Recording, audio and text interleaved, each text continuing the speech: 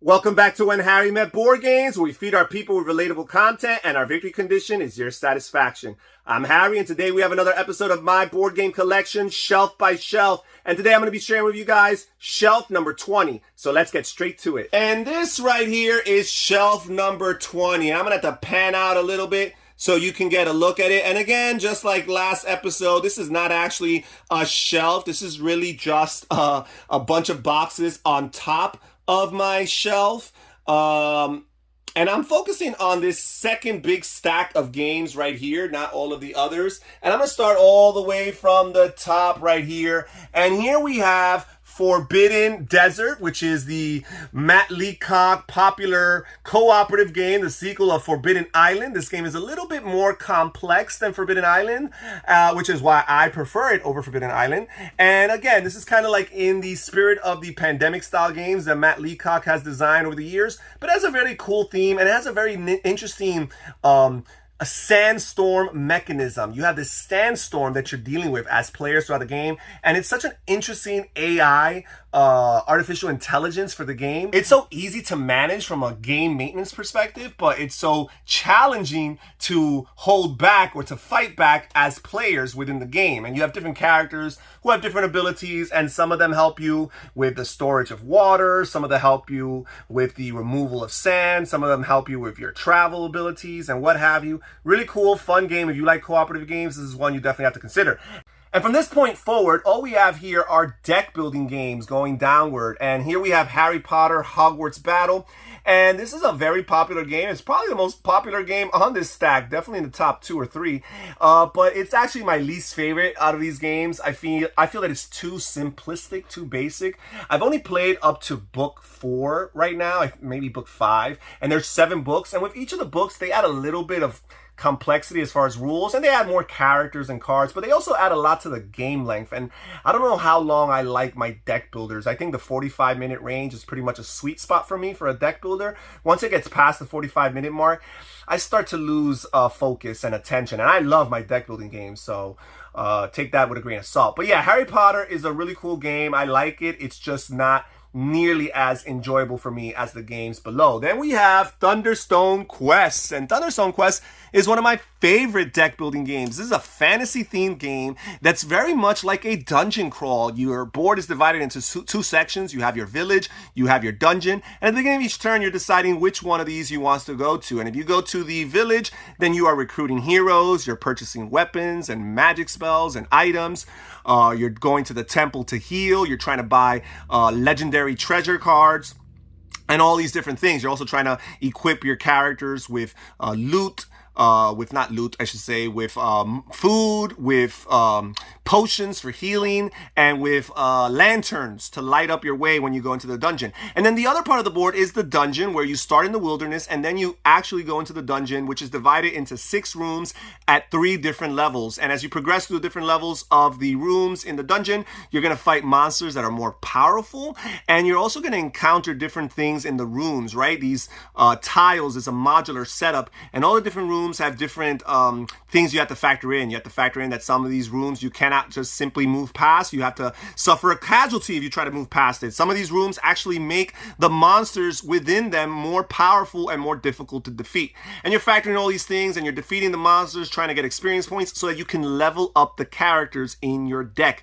That is how you build your deck. You actually level up characters. So as the game progresses, your deck never gets too thick, because you're not just simply acquiring new cards, you're also eliminating old cards that are not as powerful. Really, really cool. Keeps your deck very, very efficient, and basically players are just trying to have the most victory points or the most experience points at the end of the game. Thunderstone Quest. Then we have Clank, another fantasy themed deck building game, very popular, highly ranked on BGG. And this game here, it's basically players are just moving through a dungeon where the dragon is sleeping, and you're trying your best to keep quiet and to not awake the dragon and bring his wrath upon you. And as you play the game, you play some cards that are detrimental to you, which produce clank. And clank is basically the noise that you're making as you're moving through that dungeon. And it's represented through these colored cubes according to your player color.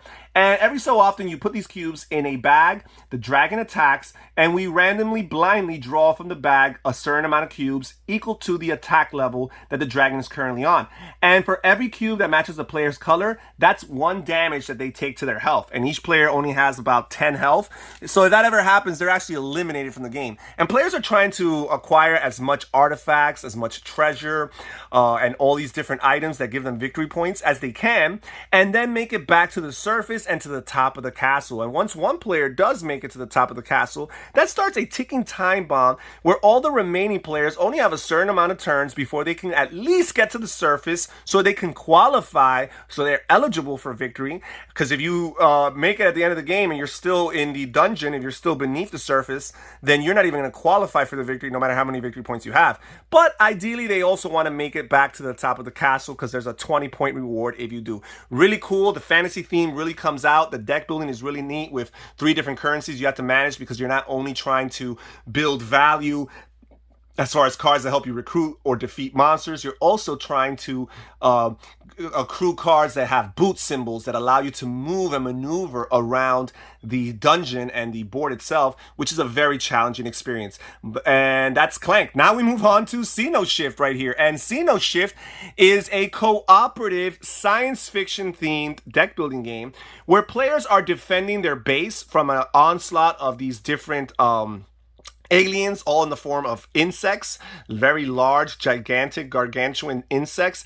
And basically, you're recruiting different troops who have different abilities and different values. And you're also recruiting different items and weapons and equipment and armor that you can equip your different units and troops with in order to empower them and hopefully increase their chances of defeating the bad guys. And every round, you have a wave of bad guys that are fighting against your troops, and you resolve the battles one by one. And if after the battles have all been resolved, there are still a few aliens or enemies left, then their attack values are going to be inflicted onto the actual tower. And the tower has about 20 or I think it's 15 life per player. So eventually, as the game progresses, the life of the tower is going to dwindle, and if the life of the tower ever is knocked down to 0, the players lose the game. It's really cool because it's kind of like simultaneous play for the cooperative aspect, and you're trying to figure things out all at the same time. And it's really cool because when you purchase cards, they immediately go into your hand and you could use them for that turn. Really neat. Xeno Shift. And then we have Shadow Rift, a heroic adventure game by Jeremy Anderson. This is another fantasy themed deck building game, and it's really cool because there's actually so many different decks that you're dealing with in this game. You have the threat deck, which is basically the enemy deck of all the different enemies, and there's a bunch of different factions that you can, mix, match, and well, not really match, but you can mix up to have variety as far as your gameplay is concerned. But with the deck, the enemy deck, the threat deck, there's lots of ways that the players can manipulate it and engage with it. So it's really cool. You also have your own regular deck as a player that you're obviously trying to strengthen through the purchase of different cards. But you also have your town deck, and your town deck is so important because it consists of different villagers.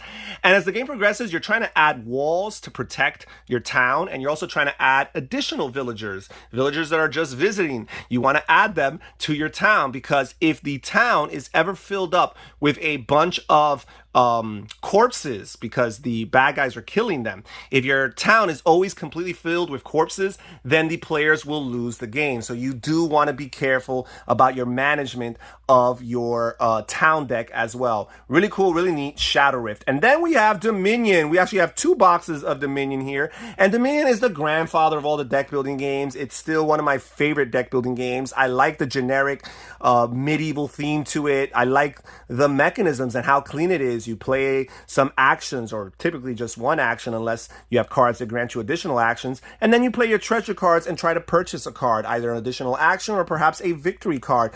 It is so cool. It is so neat. It plays so quickly. Typically, I try not to play with attack cards. I try every attack card once or twice, but after I've experimented with it, I move on because the attack cards do add a lot to the game length. And one of my favorite things about Dominion is how smooth and quickly it plays. Dominion, the grandfather of the deck building building game. And finally, at the bottom here, we have this legendary Marvel deck building game. And this is one of my absolute favorite games in the whole wide world. I love the Marvel intellectual property. I was a huge comic book nerd growing up, and I just love playing with all the different characters from that universe. And on top of it all, it's such a neat game. I feel like every game is a story. You have a scheme which basically determines how the bad guys win the game, how the good guys can prevent that from happening, and it also modifies and makes a few tweaks as far as the basic standard rules of the game is concerned. So every game is going to feel different because you have so many schemes and they complement the different masterminds in different ways. So the combination of mastermind and scheme is going to have a big impact on what type of game you're going to play. And then on top of all that, you have all these different villain groups, all these different henchmen, you have all these different heroes that you're going to be playing with. And they add so much variety to the game. And the things that their cards can do always feel so thematic. And again, every time I play this game, it's such a memorable experience. And it always feels like I lived through a comic book story or a comic book series. Marvel Legendary. And that's it for today's episode of my board game collection, Shelf by Shelf, shelf number 20. Thank you so much for joining us here When Harry Met Board Games. Please comment down below and tell us which of these games you like the most, or perhaps which of these games you're least interested in. This is Harry saying take care, everybody. Stay safe, stay healthy, and have fun gaming. Bye-bye.